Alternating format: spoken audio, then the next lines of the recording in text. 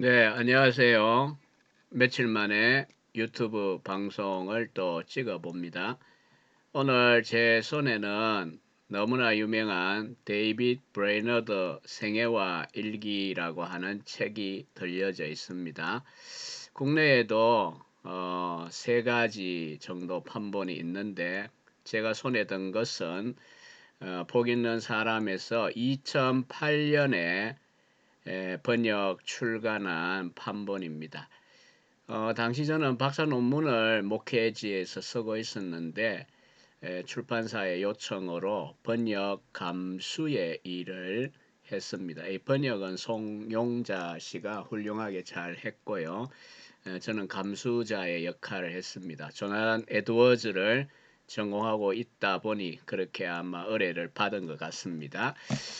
이 브레이너드 생애와 일기는 너무나 유명한 고전 중에 하나이죠. 아마 이런저런 판본으로 웬만한 기독교인들, 특별히 신학생들이나 목회자들 가정에는 다 있을 겁니다.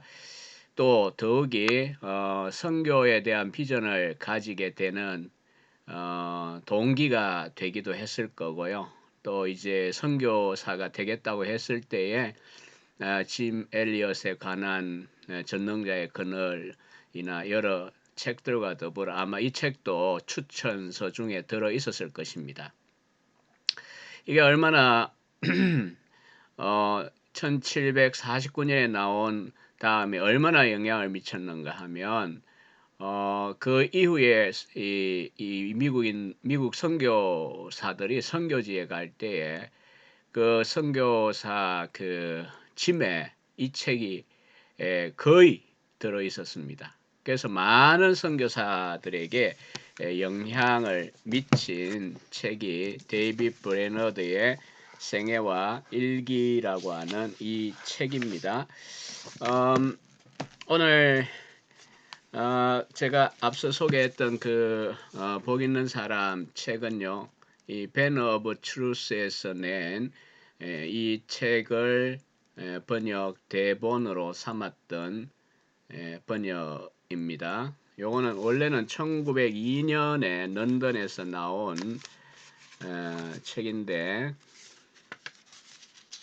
배너 오브 트러스트에서 다시 영인본으로 출간을 한 것입니다. 네.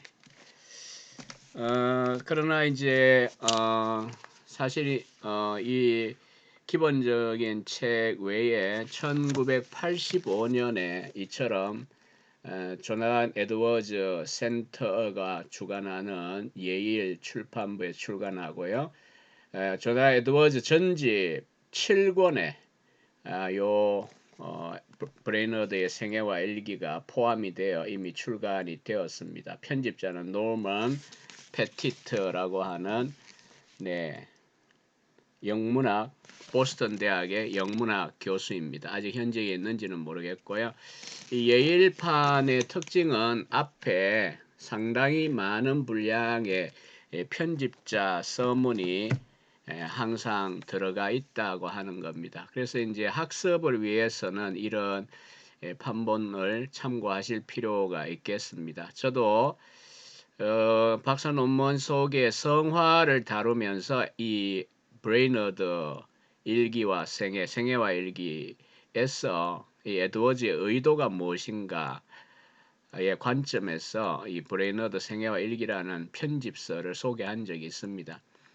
내용의 일기는 물론 29에 죽은 브레이너드 선교사의 손수성 글이지만 결국 이제 그걸 출간하기 위하여 편집을 했던 사람은 바로 조나단 에드워즈 목사였기 때문에 이 편집서는 왜 이런 책을 내려고 하는가 동기라든지 또 그 의도에 따라 말 그대로 편집이니까요. 그러다 보니까 결국은 편집자의 역할도 적지 않습니다.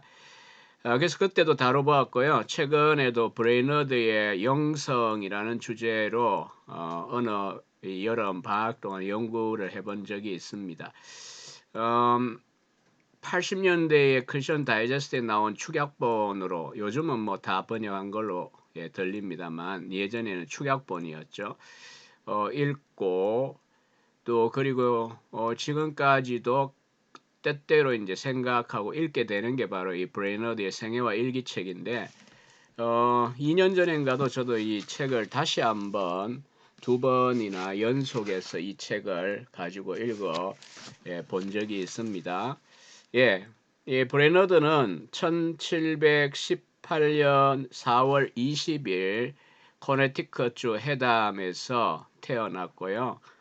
그 다음에 1747년 10월 9일에 그 유명한 조난 에드워즈 집에서 폐결핵으로 소천합니다.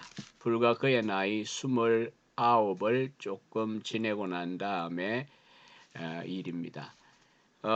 그가 인디언 선교사로 사역한 것은 불과 몇 년이 되지 않습니다. 그런데도 불구하고 이 브레이너드의 생애와 일기가 출간된 이후에 지난 약 70년이 이제 지났죠. 엄청난 영향을 미쳤습니다. 앞서 보여드린 이 예일판 노만 패티트 편집자 서문에 보면 그런 영향사에 대한 이야기도 정리하고 있는 걸 볼 수가 있습니다. 이 데이빗 브레너드 생애와 일기라고 하는 이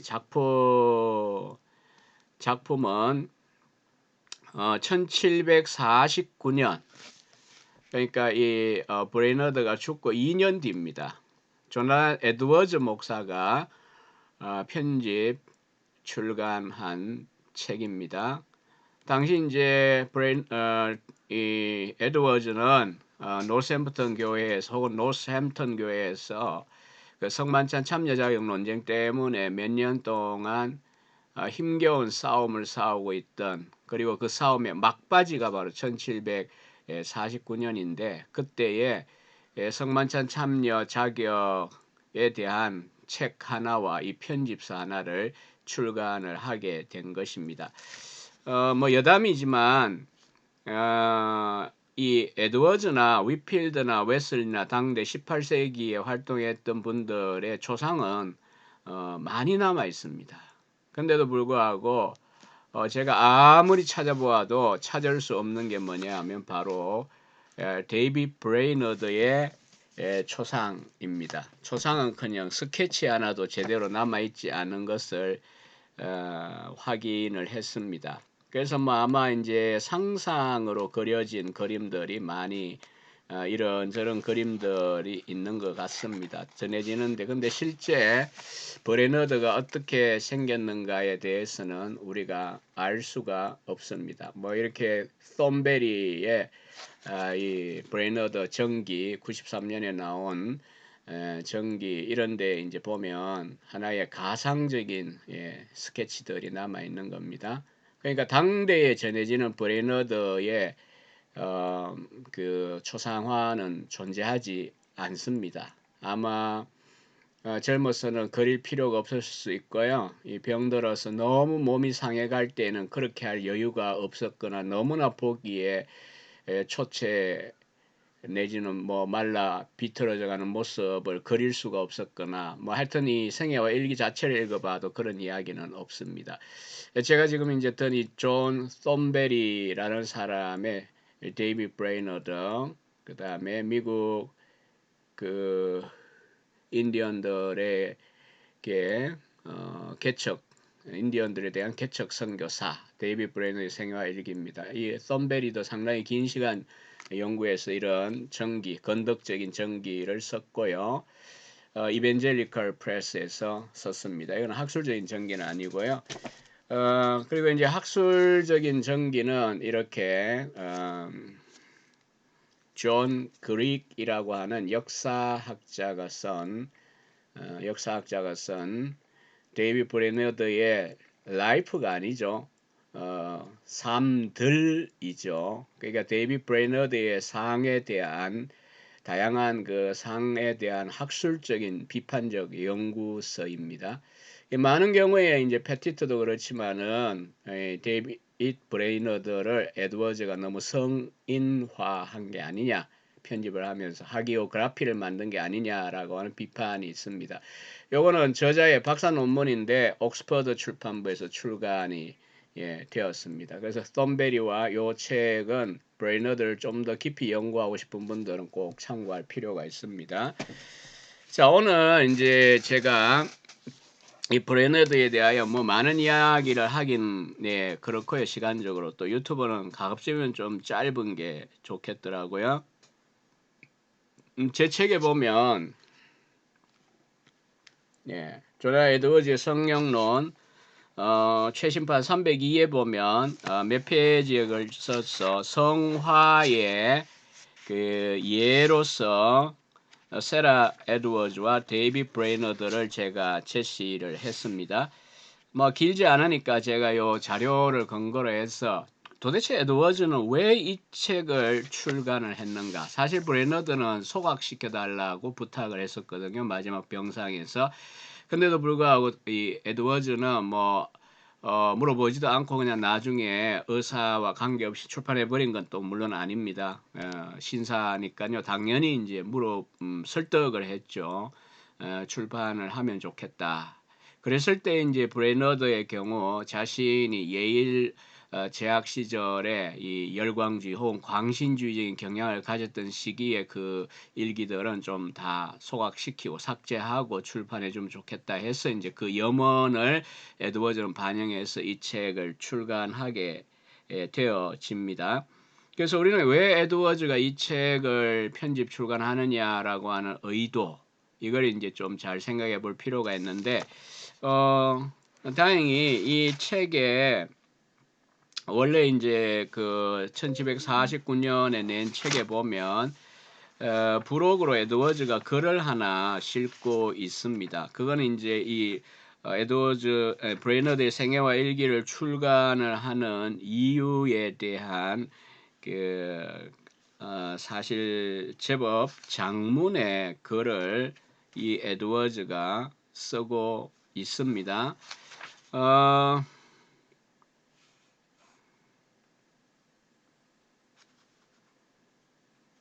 제가 그 부분의 이름을 제가 읽어드리려고 했더니 찾기가 조금 그렇네요. 자, 하여튼 거기에서 이제 그 에드워즈의 브레너드에 대한 평가를 우리가 볼 수가 있습니다. 일단 시작을 이렇게 하겠습니다. 에드워즈가 생전에 출간한 저서들 가운데 지난 260년 동안 변함없는 사랑을 받고 있는 두 권의 베스트셀러가 있다면 신앙감정론과 데이빗 브레이너드 생애와 일기일 것입니다.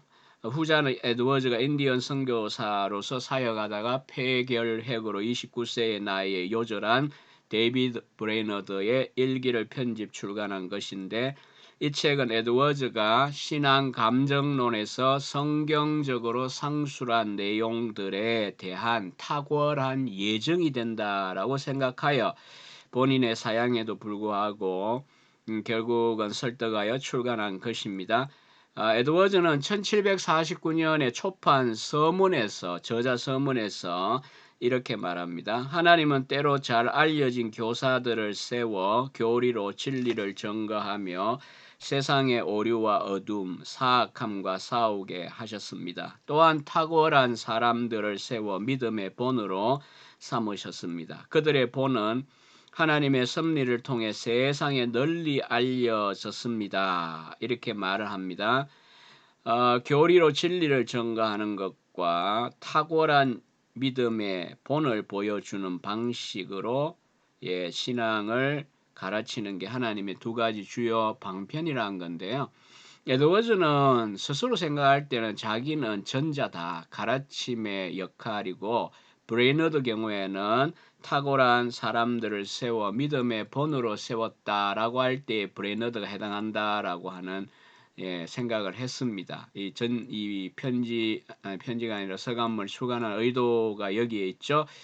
에드워즈는 브레너드와 같은 본보기가 되는 사람들은 성경의 교리와 교훈에 사람들의 관심을 모을 뿐 아니라 그것을 확신시키고 강조하는 데 큰 역할을 하고 가장 확실하게 교리와 규칙을 가르치고 실천한 사람들은 그들의 삶에 통해서 믿음의 진리와 영향력을 입증해 보여주었다라고 말합니다. 에드워즈는 브레이너드의 약점들을 잘 알고 있습니다. 예컨대 이제 에드워즈가 지적하는 것도 우리가 일기를 읽어보면 알지만, 첫째는 우울증에 쉽게 빠지는 성격, 쉽게 다운되는 성격, 또 혹은 과로. 또 에드워즈는 이 브레이너드처럼 혼자 살아가면 안 된다라고 하는 이야기도 합니다. 이것도 하나의 중요한 여건적인 문제점이죠. 아무튼 이런 걸 잘 알고 있는데도 불구하고 경건하고 분별력 있는 독자들을 위해서 이 책을 출간하게 되었는데, 왜냐하면 이 일기에서 보여주는 모습이 에드워즈의 말입니다. 진정 살아있는 신앙과 선한 능력을 지키려는 참된 그리스도인의 놀라운 예증이기 때문이고, 또한 그것이 가장 본받을 만한 모습이며, 또한 이 일기를 읽는 이들의 영적 유익에 도움을 주기 때문이다 라고 서문에서 밝힙니다. 에드워즈는 본문에서 브레너드의 일기를 편집자의 줄을 달아서 소개하고 난 후에 본서에 대한 자기 나름의 평가서, Reflections라고 물론 시작을 하는 긴 제목입니다. 부록으로 수록을 했습니다. 에드워즈가 제공하는 평가서의 중요성에 대하여 에드워즈나 부엉에 대한 전기작가인 이안 머레이가 아니죠. 스코틀랜드 사람이기 때문에 이안 머리는 체험적인 종교의 본질에 대한 두 사람의 견해들의 대부분을 제공하고 해주고 있는 게 요 몇십 페이지의 브레너드에 대한 에드워즈의 평가서이기 때문에 기독교적 삶에 대하여 에드워즈가 쓴 가장 중요한 서술적인 부분에 속하기 때문에 많은 요약본들이 이걸 삭제하고 출판하는 것은 에드워즈의 원래 의도를 심각하게 훼손하는 일이라고 보았습니다. 자, 이제 에드워즈의 브레너드에 대한 평가를 살펴보면서 특히 그가 브레너드를 참된 성도, 참된 그리스도인의 봉복이로 소개하고 있는 내용들을 간략하게 한번 간추려 보겠습니다. 관심 있는 분들은 직접 이 번역서에도 이 부분이 들어 있거든요. 이 뒷부분에 보면 아마 한 50여 페이지 될런지 모르겠습니다. 상당히 많은 분량이고요. 그 다음에 이제 에드워즈가 브레너드의 장례식에서 설교했던 설교문도 여기에 들어있기 때문에 상당히 한꺼번에 읽기에 좋은 편집 형태라고 할 수가 있겠습니다. 자, 우리 에드워즈가 제공하는 평가의 첫 번째 평가를 보죠. 브레너드의 일기는 생생한 방식으로 참된 신앙의 본질이 무엇인지를 보여준다라는 말로 시작을 합니다. 브레너드는 회심에 이르기 위하여 분투 노력하였을 뿐 아니라 믿고 난 다음에도 성화를 위해서 몸부림을 친 인물이었습니다. 에드워즈가 보기에 브레너드의 끊임없이 치열하게 분투 노력한 삶의 모습은 성경이 자주 보여주는 그리스도인의 삶과 부합하는 것이었습니다. 브레너드는 그의 영혼 속에서 단 한 번의 성령의 역사만 체험한 것이 아니라 계속해서 믿음의 과정으로 이어졌고 죽음의 순간까지도 계속되었습니다. 에드워즈가 고찰한 바에 의하면 브레너드의 회심 체험 역시도 성경에서 참된 회심을 통해 일어나는 변화로 묘사된 것과 일치했습니다. 그의 회심 체험은 커다란 변화이자 지속적인 변화이며 회심자를 새로운 사람, 새로운 피조물로 만드는 변화였습니다. 뿐만 아니라 그것은 본성의 변화, 지속적인 경향성과 마음의 기질의 변화를 가져왔다라고 에드워즈는 말합니다. 에드워즈가 보기에 브레너드의 체험은 광신주의 혹은 열광주의자의 체험과는 거리가 멀었습니다. 그는 회심 시에 하나님의 영광과 그분의 성품이 지닌 아름다움의 현실을 보고 마음이 사로잡히고 이끌림을 받았고, 그리스도로 말미암은 구원의 길이 무한한 지혜이자 온당하고 탁월하다는 것을 새롭게 깨닫도록 이끌었고, 강력한 힘으로 그의 영혼을 사로잡아 이 구원의 길을 받아들이고 그 안에서 기뻐하게 되었던 것입니다. 그가 자신의 영적 상태에 대해서 만족하게 된 것은 에드워즈가 신앙감정론의 2부에 말한 소극적인 표지론에서 비판했던 것과 같은 체험들을 통해서가 아니라 자신 안에서 거룩한 성품과 천국의 기질, 두려움을 내어쫓는 하나님의 사랑이 역동적으로 역사하는 것을 생생히 느끼는 것을 통해서였습니다. 브레너드는 광신자들이 주장했던 암시에 의한 직접적인 증거 없이도 평생 동안 요동치 않는 확신을 누린 사람이었습니다. 그의 확신은 인생의 마지막 단계에서 더욱 강해졌다고 봅니다. 에드워즈는 브레너드가 신앙의 확신을 얻은 방식은 그의 성화에서 발견한 것이나 천상적인 마음의 기질의 실행, 즉 하나님에 대한 최고의 사랑 등과 같은 것에서이지 암시에 의한 직접적인 확신과 같은 것에 의해서가 아니었다라고 봅니다. 에드워즈가 보기에 브레너드의 신앙은 이기적이거나 다른 목적을 위한 것도 아니었습니다. 하나님에 대한 그의 사랑도 주로 원칙적으로 하나님의 가장 탁월하신 성품 때문이었습니다.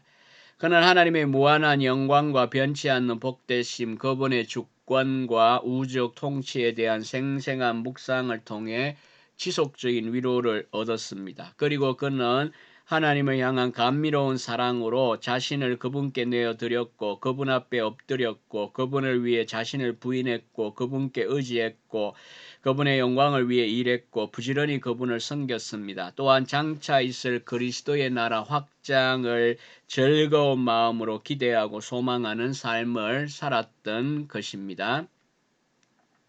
또한 그가 회심하고 나서 세상을 떠나는 날까지 그의 삶 속에서 지배적인 큰 목표이자 갈망은 거룩함이며 하나님께 순종하는 마음이며 그분을 영화롭게 하는 것이었습니다. 에드워즈가 판단하기에 이것이 브레너드의 신앙 감정의 모든 물줄기가 향하는 바다였고 그가 뜨겁고 목마른 갈망으로 진지하게 추구하고 붙든 목표였으며 이것이 이 세상에서 가장 격렬하게 끊임없이 갈망한 것이었습니다. 이것이야말로 브레너드에게는 하늘에 속한 아름다움과 복이었던 것입니다. 에드워즈가 보기에 브레너드는 자신의 부족함과 비천함과 혐오스러운 존재라는 인식에서 비롯된 복음적 겸손을 가지고 있었으며 그를 아는 많은 이들은 그를 어린 양 같고 비둘기 같은 그리스도의 영을 많이 닮았다고 생각했다고 말합니다. 에드워즈가 판단하기에 자기 부인의 예로서 브레너드와 비교할 자가 없을 정도였으며 그는 지극히 부드럽고 자애로운 영혼의 소유자였습니다. 그에게는 신앙의 변덕스러운 고저도 없었고 영적 포만감에 빠져 영적 갈망에 불을 꺼버리는 일도 없었습니다. 그가 가장 중요하게 생각한 것은 엄밀한 기도의 시간이었습니다. 그리고 그가 받은 위로가 크고 감미로울수록 거룩함을 향한 그의 갈망은 더욱 강렬해졌습니다. 그가 사모하며 구한 것은 하나님을 더 잘 섬길 수 있는 능력, 하나님의 영광을 위해 더 많은 일을 하는 능력, 자신의 의와 힘이 되시는 그리스도께 더 깊은 경외심으로 모든 것을 할 수 있는 능력 등과 같은 것들이었습니다. 에드워즈가 보기에 브레너드에게 중요하게 생각되는 것은 그의 신앙이 실천이 따르지 않는 단순한 체험, experience without practice만 좋아하는 스타일의 것이 아니었다는 것입니다. 그의 신앙은 단순히 입술의 고백이나 외적으로 보여주는 데 있지 않았습니다. 자신의 경험을 자랑하듯 알리는 데도 있지 않았습니다. 앞서 이야기했지만 우리는 브레너드의 그 세밀한 내용을 책을 읽으면서 많이 아는 편인데 근데 사실 브레이너드가 그걸 출판하려고 하는 의도로 그 일기책을 쓴 건 전혀 아니었거든요. 에드워즈가 이제 설득에 출판해버리는 바람에 우리에게 알려진 거지.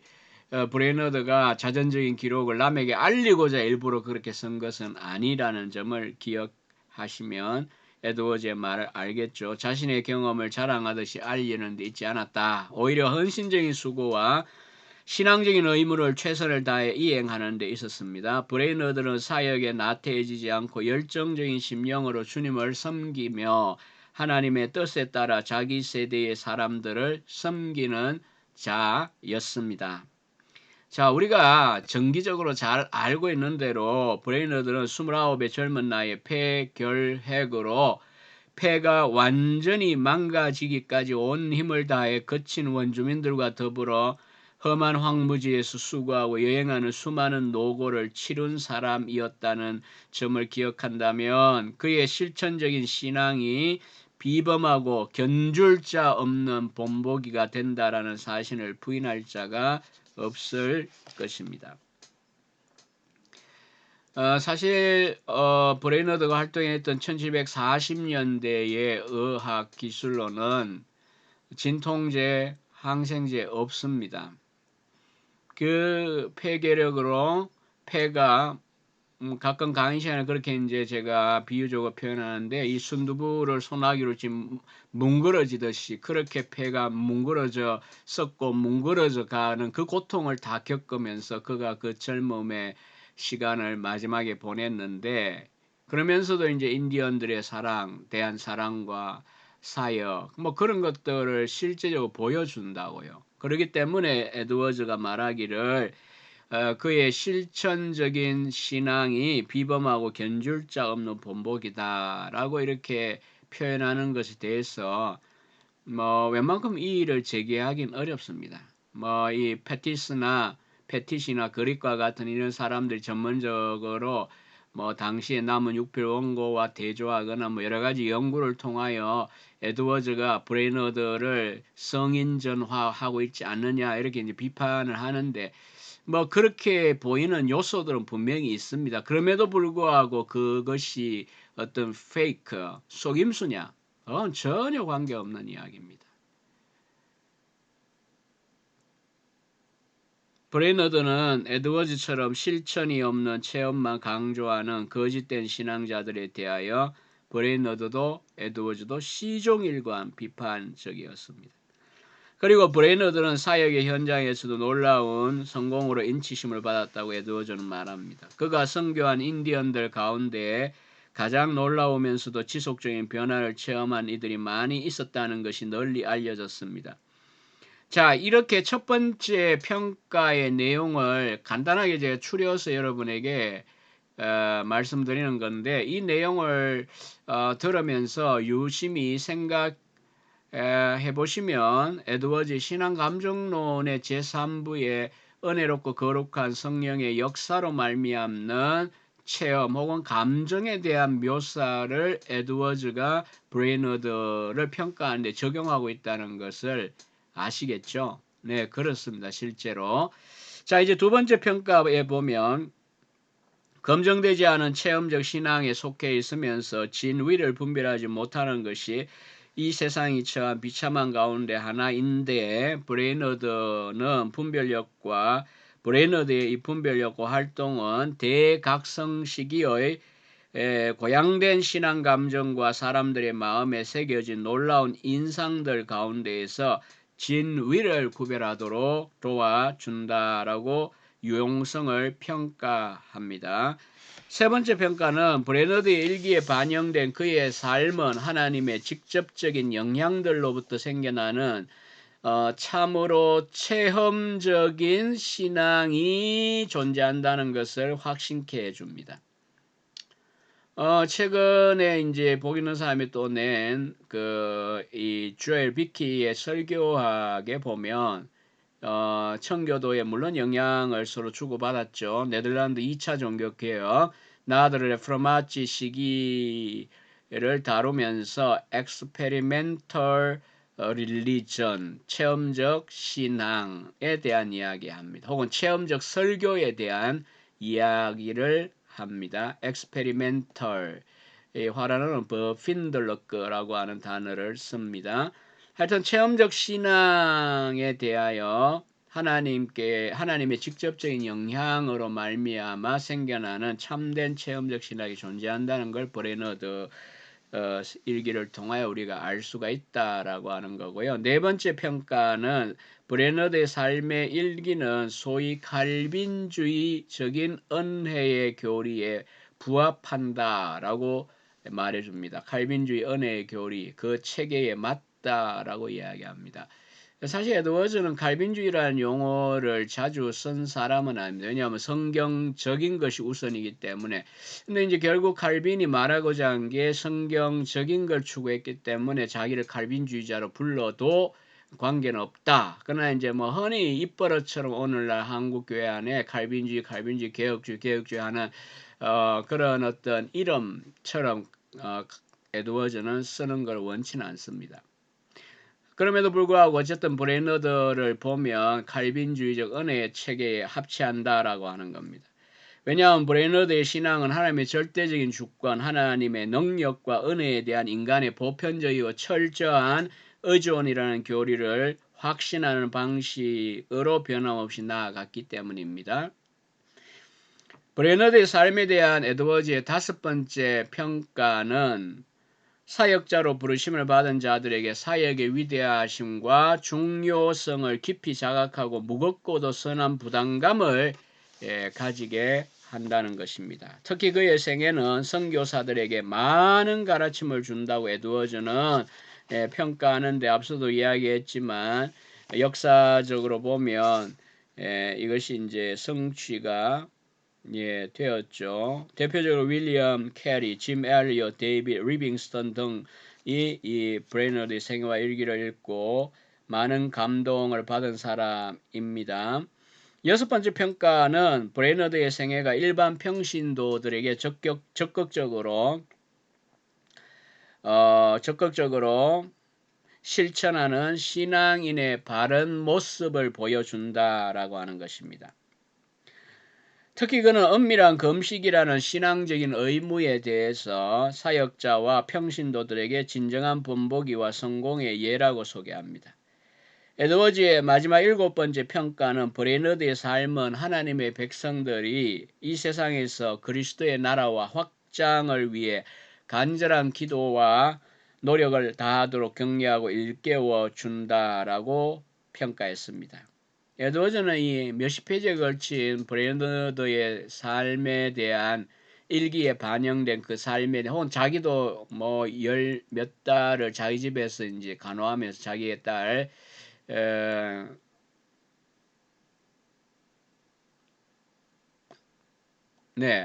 이름이 갑자기 기억이 나지 않네요.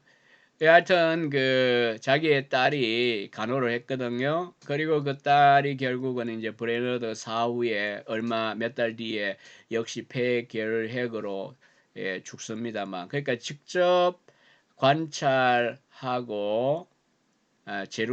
제루사였네요. 이름이 제루사라고 하는 딸이 17인가요? 뭐 그랬는데 간호도 하고 또 나중에 브레너드 사후에 자기도 몇 달 뒤에 폐결핵으로 죽습니다. 하여튼 그 일기나 직접적 관찰을 통해서 에드워즈는 브레너드의 삶을 보고 이렇게 7가지에 달하는 평가의 글을 몇십 페이지에 걸쳐 썼습니다. 그리고 에드워즈는 브레너드의 삶에 대한 평가문을 이제 기도문의 형태로 끝맺습니다. 무한하신 긍휼의 하나님, 우리가 이 모든 것을 잘 기억하게 하소서. 우리가 받은 이 혜택을 더 온전히 발전시키게 하소서. 주님, 브레너드의 생애와 죽음의 이야기가 그것을 잃는 모든 이들로 하여금 커다란 영적인 유익을 얻게 하소서. 그리고 참된 신앙의 부흥을 정진시키는 복된 수단임을 입증시켜 주소서. 아멘. 에드워즈의 이 기도는 지난 270년 동안 참 많은 시간, 많은 곳, 많은 사람들에게서 성취가 되었습니다. 우리는 브레너드의 생애와 일기를 읽으면서 오늘날 너무나 저급해진 이 복음주의적인 신앙 양태들 혹은 중산층화된 이 종교 양태들 속에서 참된 신앙이 무엇인가 비범한 물론 이제 일반적이지 않아요. 특별한 특수한 예를 우리가 보게 되어집니다. 물론 모두가 브레너드처럼 살아야 되는 전혀 그렇게 말할 수는 없습니다. 그러나 어쨌든 이 신앙의 위인의 일기와 생애를 여러분이 때때로 읽으면서 자신의 신앙을 채찍질하는 혹은 자기 자신을 경성케 하는 자극제로 삼으실 필요가 있다고 생각을 합니다. 그래서 아무튼 시간을 내어 제법 시간이 걸리겠죠. 다 읽으려면. 아니면 평소에 시간을 그냥 조금씩 투자해서 정기적으로 또 읽는 만큼 한 권의 책을 잘 읽어내는 또 방식이 없습니다. 아무튼 이 일기를 읽으시면서 여러분이 신앙적인 유익 또 사역에 있어서 어떤 경성, 각성 또 비전을 발견하는 그런 도구가 되어지기를 바라면서 오늘 브레너드의 생애와 일기에 대한 이야기를 마치도록 하겠습니다. 감사합니다.